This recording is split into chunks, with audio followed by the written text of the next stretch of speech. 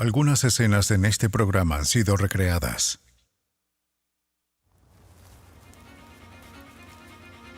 En el condado de Fairfax, Virginia, la policía encuentra un cuerpo descompuesto, pero no hay reportes de haberse cometido algún crimen. En Fort Myers, Florida, un asesino confiesa un crimen espeluznante, pero la policía no puede encontrar ningún cuerpo. Un asesino en serie podría salir en libertad, a menos que la policía encuentre la evidencia para ponerlo tras las rejas.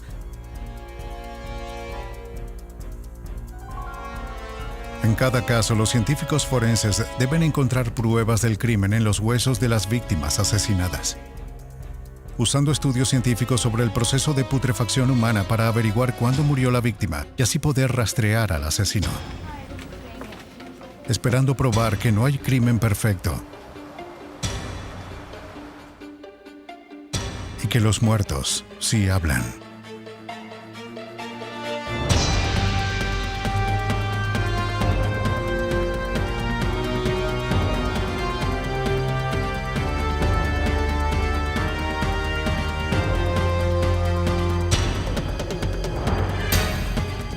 Los nuevos detectives.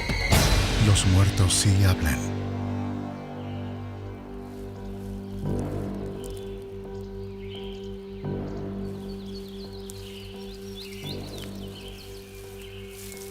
Diciembre de 1993.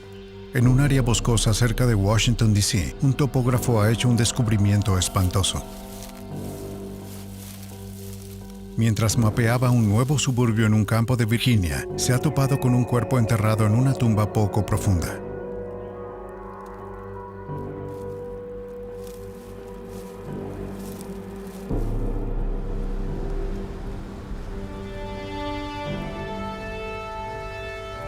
Los oficiales del Departamento de Policía del Condado de Fairfax llegan al área aislada donde se encontró el cadáver. El primer detective de homicidios en la escena es el detective Jerry Farrell. Oficial Gregory, ¿cómo está? Bastante bien. ¿Qué tenemos aquí? Justo por aquí hay un cráneo humano. Muy bien, vamos a verlo.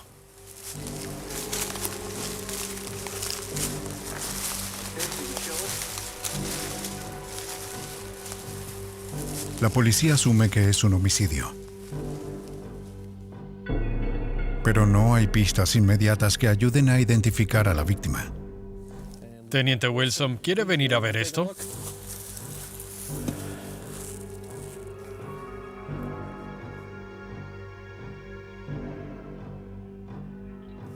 Lo que vas a necesitar es comenzar a trazar el área. Asegura esta área de aquí y luego necesitaremos un perímetro de al menos 15 metros alrededor de esta. Sí, señor. El equipo de investigadores debe realizar la búsqueda en un área muy grande. Los animales carroñeros han dispersado partes del cuerpo. La policía documenta meticulosamente la posición del cuerpo con fotografías, bocetos y notas.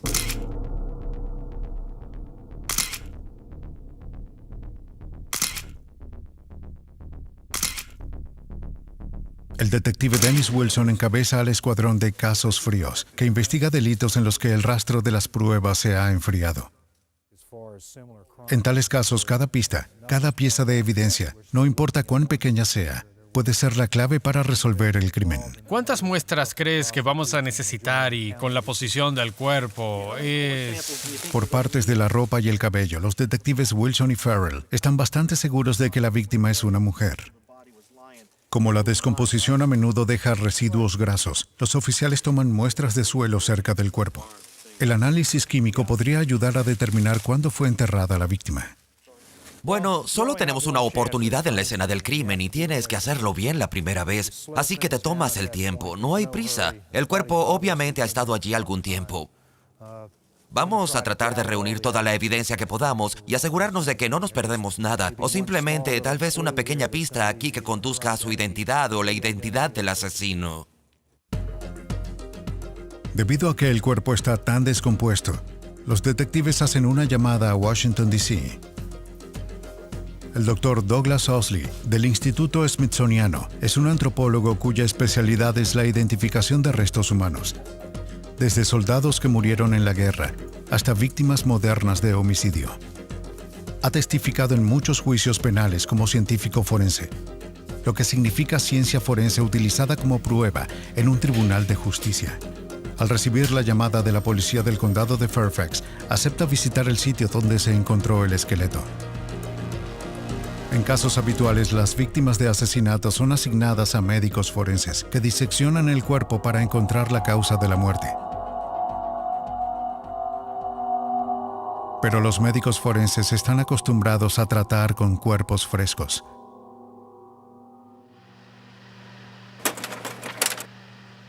Aquí solo quedan huesos para contar la historia, por lo que se requiere las habilidades especiales del antropólogo. Se requiere 3 días de excavación cuidadosa para extraer el cuerpo.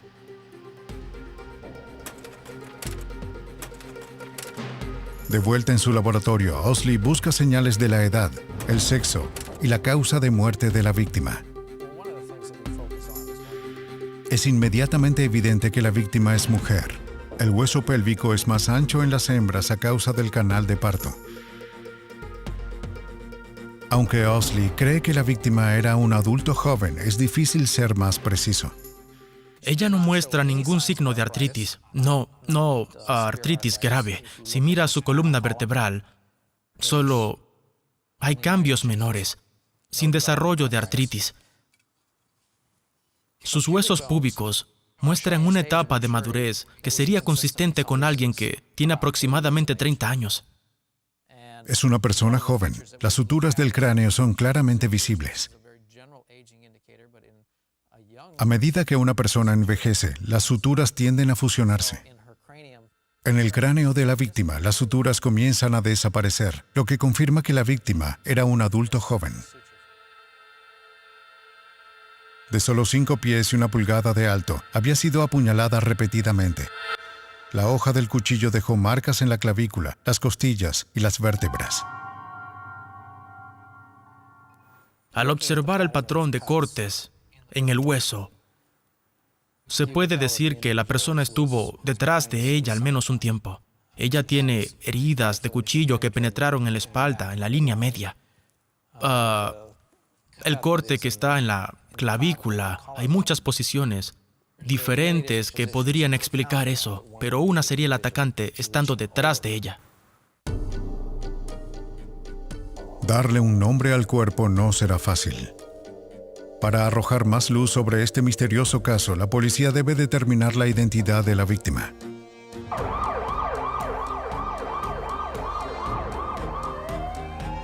En Fort Myers, Florida, la policía tendrá el problema opuesto.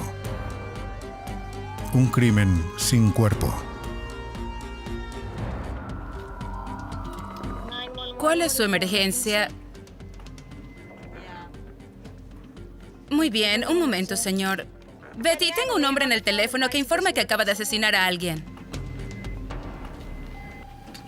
En un centro de comunicaciones de la policía en Fort Myers, Florida, una llamada al 911 conducirá al descubrimiento de un crimen espeluznante que data de 1989. 911, ¿cuál es su emergencia? Quisiera reportar un homicidio en Piney Road. ¿Homicidio? ¿Dónde ocurrió? Solo llamo porque debo confesar lo que hice. ¿Y lo hiciste? Sí. La persona que llama informa de un asesinato que recientemente ha cometido. Cuando se le pregunta por qué lo hizo, él responde que tienes que hacer lo que tienes que hacer. Él dice que está pensando entregarse, pero aún no lo ha decidido. ¿Va a esperar por nosotros allí? El rastreo de la llamada al 911 se ubica en una cabina telefónica del centro comercial. La operadora trata de mantener al asesino en la línea, mientras envía un mensaje a las unidades policiales de la zona. Condado de Lee, 211, posible 65 en el centro comercial de Coral Gate. Orange Grove en Pondela. Orange Grove en Pondela. El oficial Paul Ross monitorea la llamada y no encuentra a nadie en la cabina telefónica del centro comercial donde se origina la misma. Pero a menos de 1 milla del centro comercial ha descubierto a un posible sospechoso. El sospechoso había estado caminando apresuradamente a un lado de la carretera, alejándose del centro comercial. El sospechoso, cuyo nombre es Paul Klein, admite rápidamente que hizo el llamado al 911 confesando el asesinato. Se le informa de sus derechos y se le toma en custodia.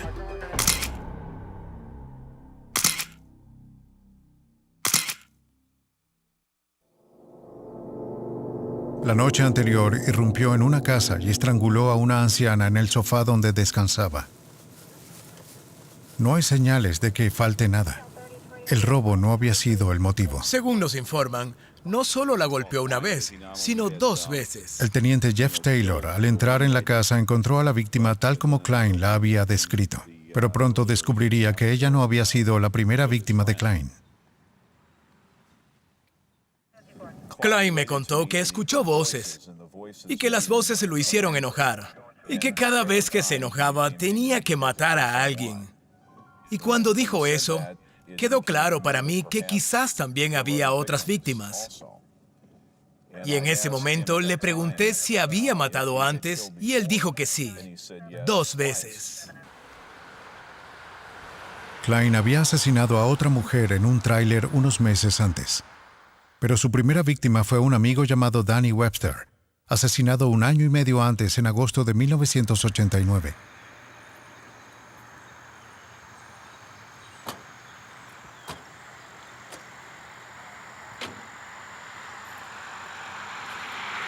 Atrayendo a Webster a un campo para buscar latas de aluminio, Klein lo había golpeado hasta la muerte con un tubo de plomo. Una unidad de búsqueda de la escena del crimen recorre el área donde supuestamente ocurrió el asesinato. Oigan, creo que tengo algo por aquí. ¿Ah, sí? ¿Qué es? Acérquense. Parece una bota. Tiene tiempo aquí.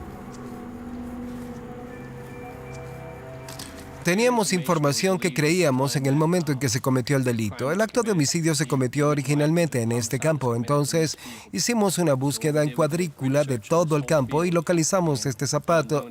Es pronto para saber si realmente pertenece a la víctima, pero creemos que hay una buena posibilidad de que lo sea. Si una vez que encontramos el zapato, tenemos que tratarlo como una evidencia.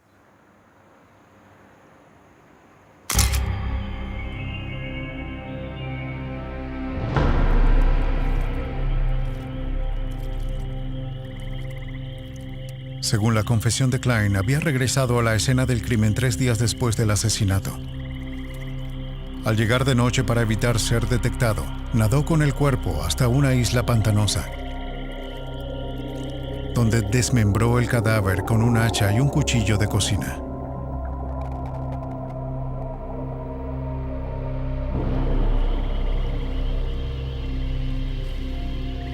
Después de deshacerse del cuerpo de Webster tan cuidadosamente y de salirse con la suya durante 1 año y medio, ahora decide confesar.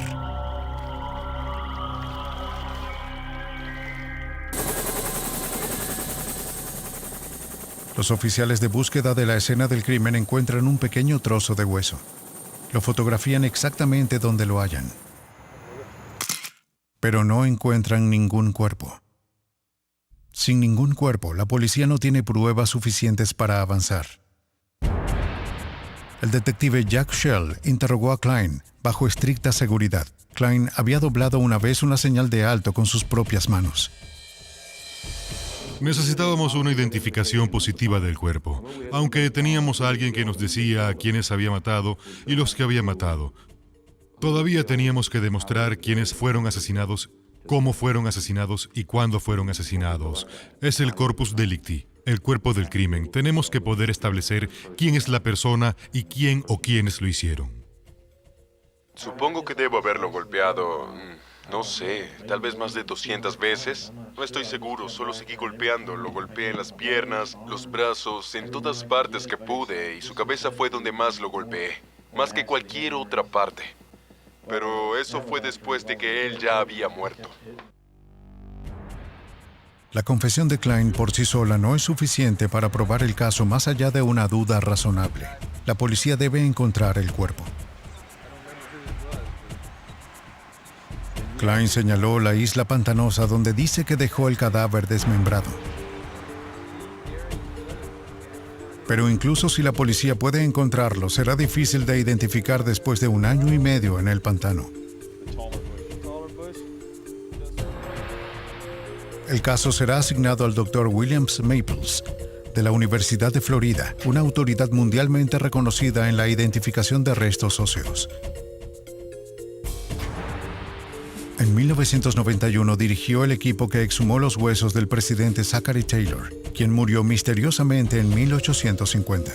Algunos historiadores dicen que Taylor fue envenenado, lo que lo convirtió a él y no a Abraham Lincoln en el primer presidente estadounidense en ser asesinado. Después de probar el cabello y las uñas del presidente muerto en busca de veneno, el Dr. Maples dejó el cuerpo y las teorías de asesinato en paz. En el caso de Paul Klein, inmediatamente queda claro para Maples que se trata de un posible psicópata que no se ve afectado por la muerte. Los cuerpos en Florida tienden a hincharse muy rápidamente. Florida es conocida por su sol y buen clima, especialmente en el área de Fort Myers, donde tuvo lugar el hecho. Así que lo primero que nuestro asesino intentó usar fue un cuchillo de pelar. Es muy flexible, muy ligero, puede ser agudo, puede ser cerrado y puede ser muy efectivo a veces para cortar huesos. El llamado cuchillo de carne guinzo es increíblemente efectivo y sin embargo pasar a través del hueso si se usa correctamente. Así que nuestro asesino mete el cuchillo en ese cuerpo hinchado y derrama sobre él un líquido amarillento, verde, que huele muy mal. Esto es suficiente para molestar a cualquiera, incluso si estaban tranquilos antes de empezar. Pero el uso de un cuchillo para pelar por parte del asesino puede ser la clave para identificar los restos de la víctima y corroborar la confesión de Klein. Si tomamos un cuchillo de pelar y lo frotamos con un palo o un hueso o lo que sea, notará que la cuchilla salta y choca. Este patrón produce un tipo de corte interrumpido en la superficie del hueso y buscamos esta evidencia, lo que nos podrá decir cuán flexible o inflexible es la hoja. Por otro lado, si tomamos un buen cuchillo afilado de hoja gruesa y cortamos el hueso, lo anterior no ocurre. Simplemente se afeita el hueso. Y esto es evidencia de una cuchilla más pesada, menos flexible.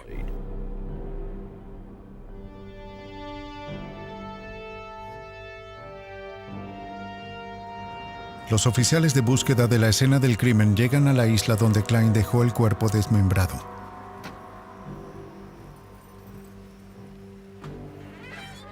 Si pueden encontrar huesos que fueron cortados con un cuchillo de pelar, tendrán una fuerte prueba de que la confesión de Klein es real.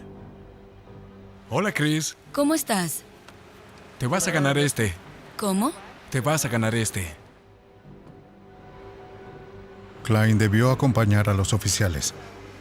Pero en el bote que se dirigía a la isla estaba demasiado emocionado ante la expectativa de ver los restos de su víctima. Por su propia seguridad, los oficiales decidieron realizar la búsqueda sin su ayuda. Es una misión seria, porque a diferencia de sus otros crímenes, el asesinato de Danny Webster fue lo suficientemente cruel como para enviar a Klein a la silla eléctrica en Florida, o si no, demostrar que es un psicópata peligroso que debe estar encerrado por tiempo indefinido. Parecía una persona normal. No notabas ningún problema psicológico ni nada. Pero cuanto más avanzaba, más me di cuenta de que me estaba diciendo la verdad. Entonces estoy empezando a pensar, ya sabes, que estos hechos sangrientos que estaba relatando realmente sucedieron. Klein tenía un apodo que no le gustaba. Debido a que sus brazos se extendían fuera de su cuerpo mientras caminaba, los niños se burlaban de él, llamándolo Popeye. Lo que hice fue algo, no sé, fue algo extraño. Había matado a Danny Webster por llamarlo así, repitiéndolo una y otra vez, y porque lo había acosado de niño. Paul, ¿cómo te sientes? Muy bien, creo que todo está bien. Creo que debería... no sé, me siento un poco mareado. Tengo que tomar mi medicina y esas cosas. Usted ¿Esa sabe. persona del pantano es Danny Webster? Sí, señora. Es él. O era él. ¿Y por qué lo mataste? No sé, me decía apodos y se metía conmigo, así que decidí hacerlo. Buena suerte. Cuidado con la cabeza. Sí, señora. Gracias por todo. Cuidado.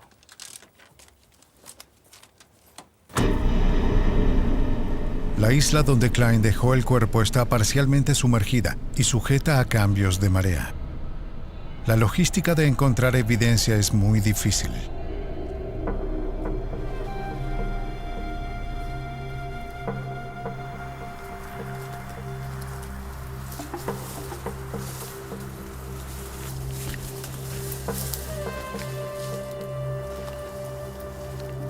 Finalmente, se encuentran más huesos.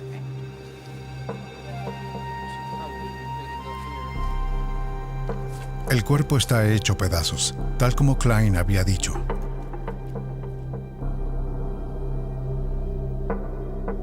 Le pregunté cómo desmembraste este cuerpo. Creo que su respuesta fue como siempre lo hago. Le quité la pierna izquierda, la cabeza, el brazo derecho, la pierna derecha, en un movimiento circular así. Y había usado un hacha. Me dijo dónde estaba. Estaba en otro estado. La tomó de la casa de su padre, que estaba en otro estado, y la devolvió antes de que regresara.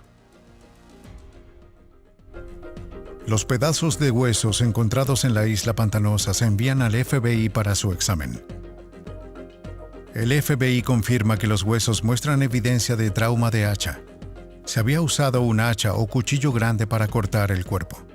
Pero de acuerdo con su angustiosa confesión, Klein había reservado un tratamiento especial para la cabeza de la víctima.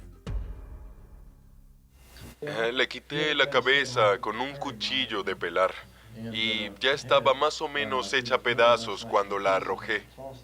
Justo en un terraplén a unos 25 o 30 pies de los manglares y la coloqué allí por gusto. Luego de eso la tuve allí por mucho más tiempo, algo así como 3 meses y medio.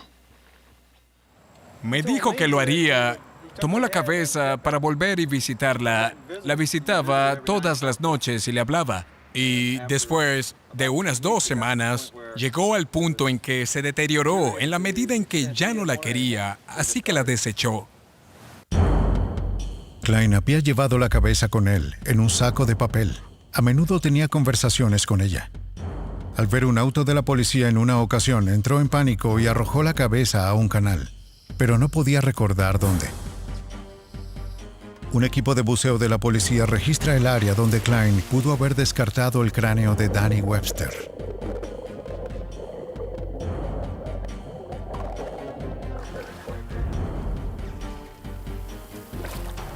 Es una zona de aguas turbias, frecuentada por caimanes. No encontraron nada más que cocos. A menos que se encuentre la cabeza, puede ser imposible identificar los restos como los de Danny Webster. Aquí, como en los suburbios de Virginia, la policía debe asociarse con la ciencia para llevar a un asesino ante la justicia.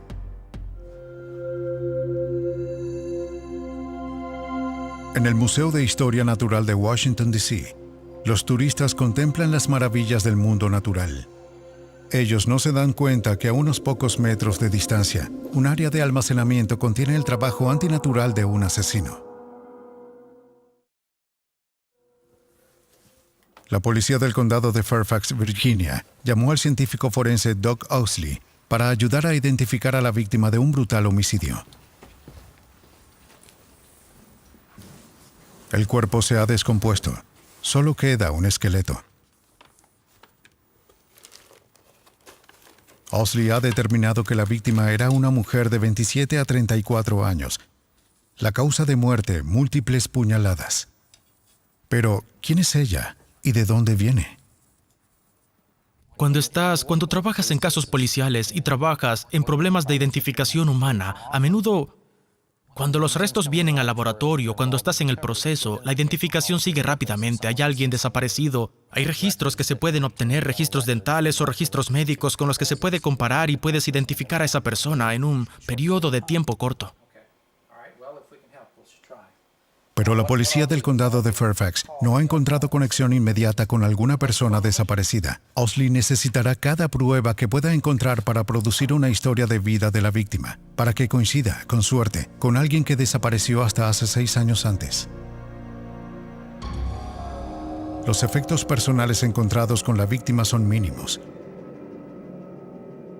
Un broche para el cabello barato, un peine de cabello. Sus jeans se habían podrido. Su ropa interior sintética se conservó. Las sandalias ligeras indican que el crimen fue cometido en clima cálido. Su cabello era de color marrón claro, según lo determinado por el análisis de la muestra encontrada en ese sitio. Sabemos que sus uñas estaban pintadas, gracias a las que hallamos en el lugar. Eran de color rosa oscuro, así que hay muchos detalles aquí. En los pendientes que se encuentran cerca del cuerpo, hay un fragmento de tejido humano. El metal del pendiente lo había protegido de la descomposición bacteriana. Los pendientes están incluidos en bocetos distribuidos a nivel nacional. Lenta y dolorosamente, los detalles inquietantes de la vida de la víctima se están revelando. En la columna vertebral hay señales de trauma. Las depresiones de las vértebras son evidencia de que los discos entre ellas se han herniado. La víctima pudo haber tenido un trabajo que requería levantar objetos pesados. Anteriormente en su vida cuidaba de sus dientes, pero en los últimos años los había descuidado. Tenía empastes en los dientes frontales para mantener su apariencia, pero faltan 5 de sus molares. Las manchas negras en los dientes son evidencia de que la víctima fue probablemente fumador. En general, la impresión que tendrías es una impresión basada no solo en la identificación, sino también en las cosas encontradas. Sugeriría que era una persona que no tenía mucho dinero, de recursos financieros bastante limitados.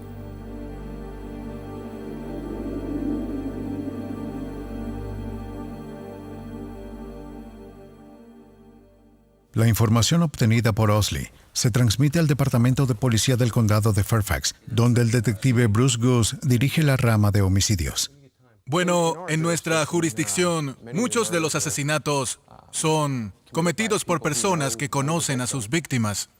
En un caso normal, una vez que se conoce a la víctima, la policía hablará con los vecinos y familiares sobre el estilo de vida de la víctima, quiénes eran sus amigos y sus enemigos. Una cadena de evidencias a menudo conducirá a encontrar al culpable. En este caso no conocemos la identidad, por lo que es difícil ir mucho más lejos hasta que sepamos quién es.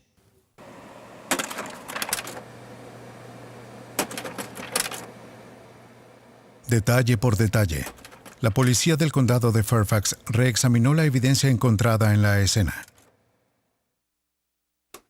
Bocetos de la posible apariencia de la víctima se distribuyen a las policías de todo el país, junto con otros detalles del caso. A pesar de que este caso tiene 2 años, todavía busco activamente.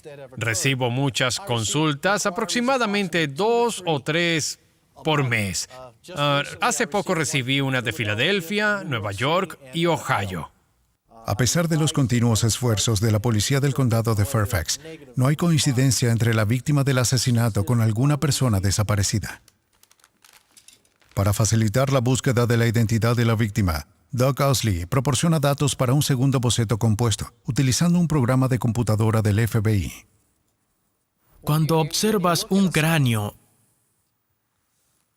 y tratas de evaluar cómo se veía este individuo, su forma y aspecto básico será definido por el cráneo. En relación con eso, entonces ya tomas en consideración la ropa que se encuentra, por ejemplo, ya que la ropa te ayuda a tener una idea del tamaño, el peso de la persona, por ejemplo. Comenzando con una imagen del cráneo, la computadora agrega capas sucesivas de detalle. Los marcadores indican el grosor probable del tejido facial. Las mediciones se basan en estudios de población de edad y género similares. El cabello encontrado en la escena, junto con la pinza de plástico y el peine, sugieren un posible peinado. La víctima tenía un hueco en los dientes frontales y un relleno cosmético. Dado que estas características habrían sido visibles en la vida, la víctima se muestra sonriente en la ilustración final. Pero a pesar de las molestias tomadas para crear una imagen realista, todavía no hay una respuesta cuando la imagen se publica en todo el país. Parte del problema, la policía todavía no está segura de cuándo ocurrió el asesinato. Cuando se hallaron en 1993, los huesos estaban secos. La carne hacía mucho tiempo que se había podrido. Tendrías que decir que pasaría al menos 1 año y medio antes de que sucediera. Pero en realidad creo que podría extenderse más allá en el tiempo. Y así, si tomamos el rango máximo, una de las cosas que se encontraron en un bolsillo es una moneda de 1980. Entonces, mirando el margen de tiempo, en términos de los extremos, podría ser entre 1991 y 1980. El problema de cronologizar las víctimas de asesinato encontradas mucho después de que el crimen haya ocurrido puede tener pronto una respuesta. En una granja de cadáveres en Tennessee se está llevando a cabo un estudio inusual, el uso voluntario de la carne en los huesos de los muertos. En el condado de Fairfax, Virginia, la policía continúa su búsqueda de pistas para identificar a la mujer hallada en los suburbios de Washington. En Fort Myers, Florida, un asesino en serie confeso ha llevado a la policía un cuerpo sin cabeza, apenas identificable como humano. En ambos casos, el trabajo realizado en el Centro de Investigación de Antropología de Tennessee, o TARF, será invaluable. Su director es el Dr. William Bass, un antropólogo forense de la Universidad de Tennessee en Knoxville. Su especialidad es el esqueleto humano.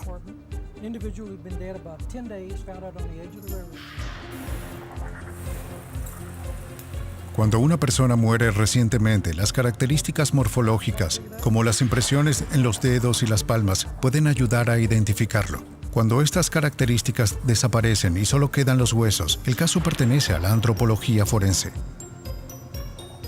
Las instalaciones de Bass reciben en promedio un cuerpo a la semana para su identificación. Algunas zonas de Tennessee se han convertido en un vertedero para las víctimas de asesinato. No pensamos que las autopistas interestatales sean avenidas del crimen, sino que en realidad son avenidas absolutas del crimen. Así que puedes secuestrar a alguien en Chicago y bajar por la I-75 que pasa por Cincinnati a través de Lexington, Kentucky, hasta Tennessee. La primera área real a la que se llega por la I-75 hacia Florida y que es realmente rural es Tennessee. Y hemos encontrado muchos cuerpos arrojados allí. Con tantos cuerpos, Bass ha inventado un sistema nuevo para su almacenamiento. Cada esqueleto tiene su propia caja. Debes almacenarlos así porque de lo contrario se perderían, se ensuciarían. En los estantes que lo rodean, hay más de 2,000 esqueletos enviados a las instalaciones de Bass por médicos forenses de todo el estado. Con la ayuda de estudiantes, Bass asiste a la policía a determinar el sexo, la raza y otras características para la identificación de los cuerpos no reclamados. Pero al hacer su trabajo, Bass se dio cuenta de que no había estadísticas confiables sobre las tasas de deterioro del cuerpo humano. Estableció cerca de Knoxville una reserva al aire libre conocida informalmente como la Granja de Cadáveres. Aquí se plantan muertos.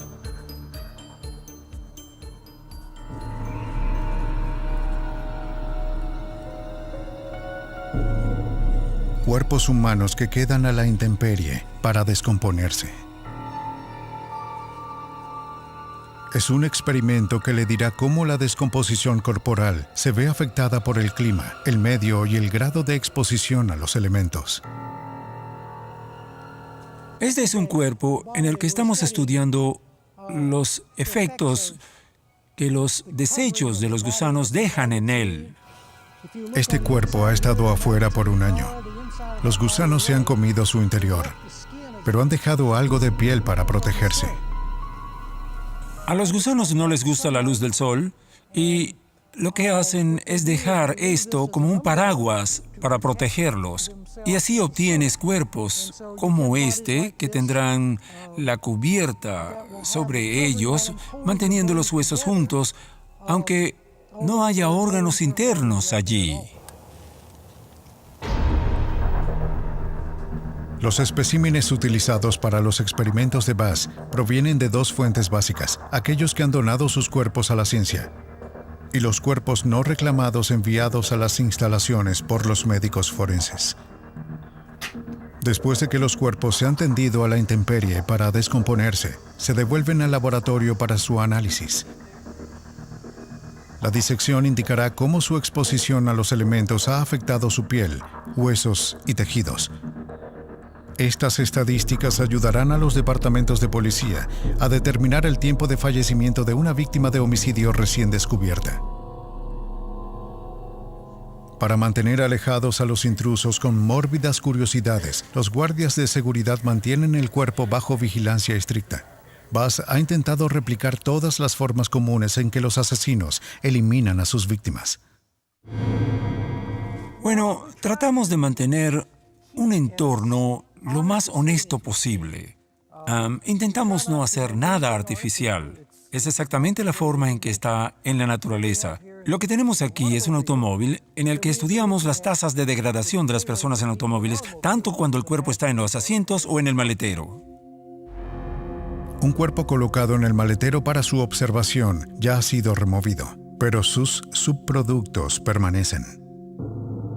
Pequeños rastros de pupas de los que han emergido las moscas. A los pocos minutos de haber ocurrido la muerte, las moscas son atraídas por el cuerpo para poner sus huevos. Los huevos se incuban en larvas o gusanos que se alimentan de la carne en descomposición antes de convertirse en moscas. Podemos decir que esta persona ha estado en el maletero por 21 días, y esto lo pudimos determinar gracias al número de pupas de moscas que hemos encontrado, así como a la cantidad de cáscaras de larvas que se hallaron. En el asiento trasero del automóvil se ha retirado otro cuerpo que nuevamente ha dejado pistas sobre el momento de la muerte. Una masa de cabello. Lo que se llama masa de cabello se cae de un cadáver después de una semana. Bass ha descubierto que en los automóviles cerrados, la acumulación de calor a menudo acelera el proceso de descomposición.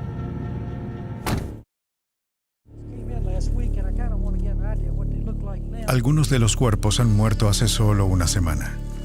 Bueno, él no ha ido muy lejos. Veamos cómo se ve este otro. Bueno, este está casi en la misma forma. Otros tienen mucho más tiempo. Bueno, hay algunos gusanos ahí, pero ese gusano está congelado. Se alejó del calor del cuerpo y no regresó allí. Y aquí hay una pareja. Voy a alejar esto un poco más de aquí y veremos si podemos llegar allí. No estoy muy seguro. Bien, ves que hay gusanos allí. Son cientos y cientos de gusanos. Se están ralentizando. No están haciendo mucho en este momento porque hace mucho frío.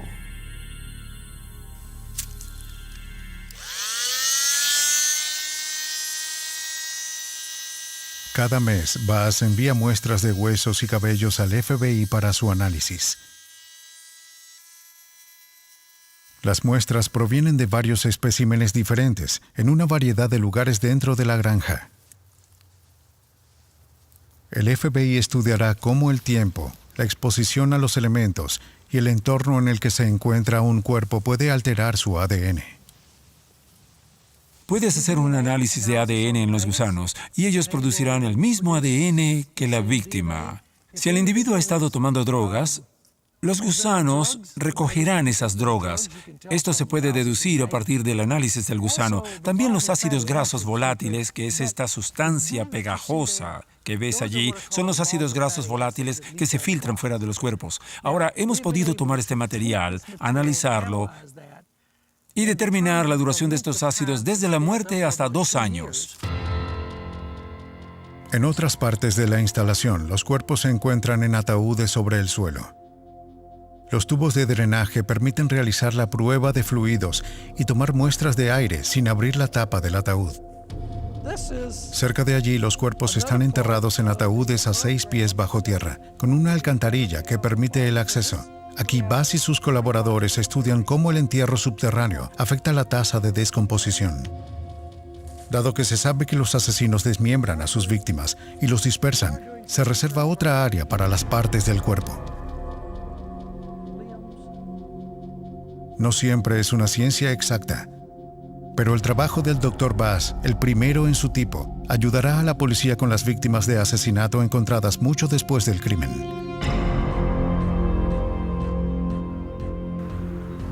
En el caso de Danny Webster en Florida, la policía tiene solo una parte del cuerpo. El asesino ha hecho un gran trabajo al desmembrar y dispersar los restos.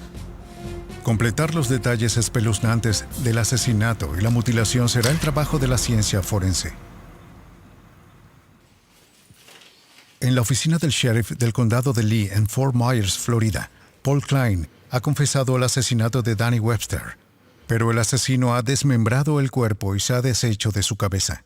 Los pocos huesos encontrados en una isla pantanosa tienen 1 año y medio. Puede ser imposible probar más allá de una duda razonable, que son los huesos de Danny Webster. Entonces, cuando él regresó, trató de acercarse y ocultar los huesos. Klein había sido implacable al tratar de ocultar su crimen. Antes de decapitar el cuerpo, le sacó los dientes, sabiendo que a menudo se usan para identificar a la víctima. Él explicó que en lugar de cavar un hoyo tipo tumba, cavó un hoyo redondo como si fuera a poner basura o algo en él. Sentó primero a la víctima y lo empujó al agujero por los hombros. Cuando no entró por completo, saltó múltiples veces sobre su cuerpo hasta que fue capaz de meterlo lo suficientemente profundo en el agujero que pensó que lo tenía ya cubierto. Luego echó maleza y tierra sobre él, se acostó sobre su vientre y se deslizó de nuevo en el agua como un gran caimán y nadó de regreso a casa. ¿Klein es un psicópata? ¿O es un hombre que ha tramado y planeado el crimen perfecto? Bueno, está bien al parecer. Un crimen perfecto. ¿Qué te parece, Jimmy Hoffa? ¿Hasta dónde hemos llegado en la resolución del caso Jimmy Hoffa? Ni siquiera sabemos dónde está. ¿Cómo podemos resolver el crimen si no sabemos dónde está? Ya ves, así que alguien ya ha pensado en esto. Y entonces, sabes, si dejas el cuerpo, es muy probable que te atrapen. Debido a que existen todas estas secciones de cabello y fibra del FBI y los antropólogos forenses del mundo, todos mis colegas estarán tratando de resolver esto. Pero si no tienes un cuerpo, ¿cómo sabes que tienes un crimen? El detective Hury ejecutó una orden de registro en el departamento de Klein. Pronto fue evidente que pudo haber aprendido las técnicas de matar en los libros. Encontramos probablemente todas las historias de asesinatos de la vida real que se hayan escrito, como El hijo de Sam, El estrangulador de la ladera. Era libro tras libro tras libro. De los escasos restos, la ciencia forense debe identificar el cuerpo de Danny Webster.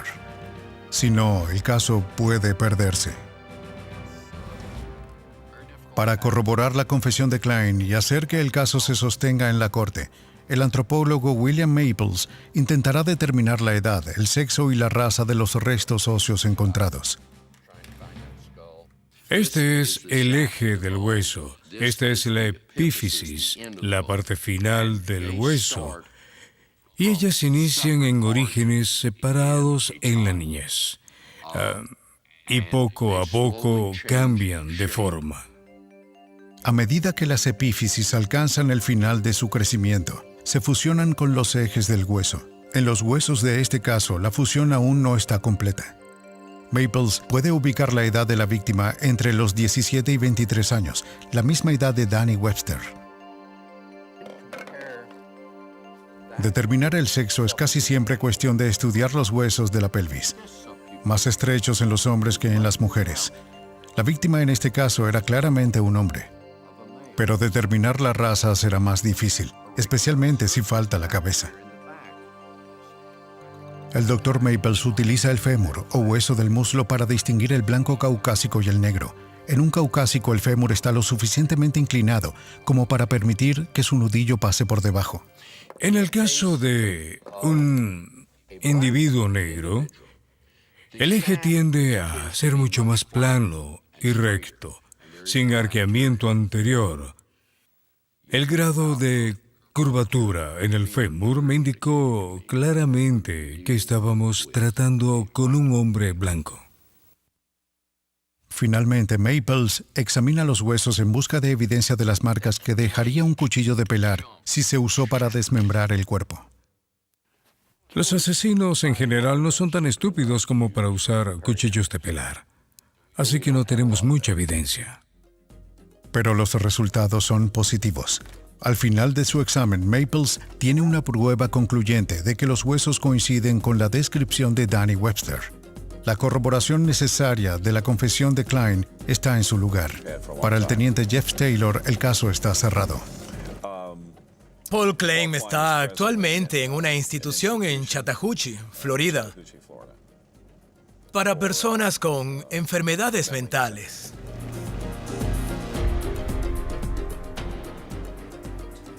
Pero en el condado de Fairfax, Virginia, la policía tiene un problema más difícil. Una víctima de asesinato permanece sin identificar. Un asesino puede pasar desapercibido, libre para volver a matar.